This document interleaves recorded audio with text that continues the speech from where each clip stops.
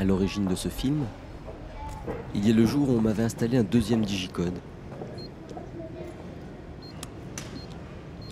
Pour rentrer chez moi, il fallait que j'appuie sur 4 boutons.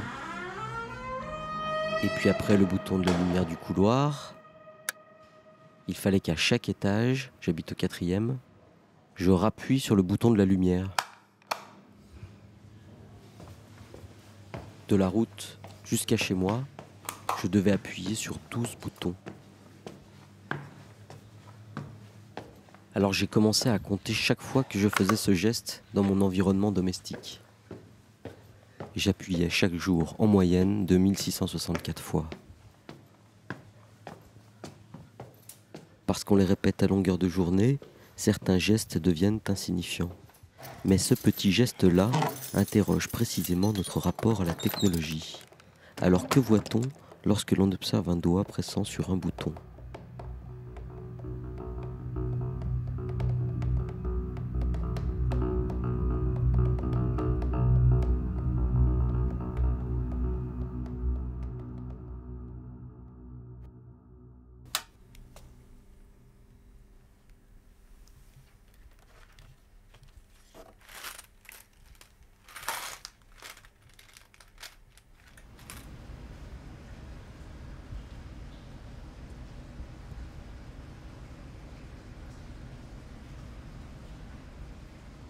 Je me suis toujours intéressé aux objets qui nous entourent et d'autant plus aux objets qui sont particulièrement petits mais ont acquis une grande importance. Alors c'est comme ça que je me suis intéressé aux boutons.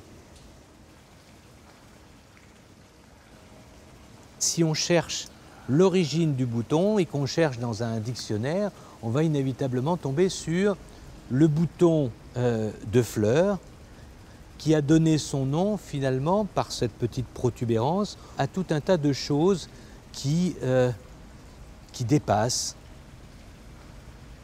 Et en fait, c'est de cette forme ronde que l'on manipule avec la main que l'on va trouver toutes les différentes familles de boutons, dont celle du bouton électrique d'aujourd'hui.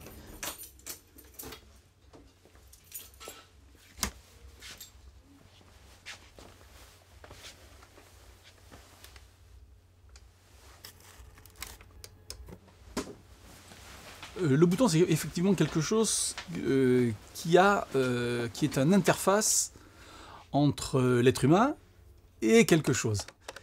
Et c'est un petit volume de matériaux, qui soit en ivoire, en plastique, en or, en argent, en platine, en diamant, on s'en fout, peu importe, mais il reste toujours sur le concept. J'appuie là, j'appuie sur cette fonction, parce qu'elle va me permettre d'obtenir quelque chose. Je vais vous donner la télécommande.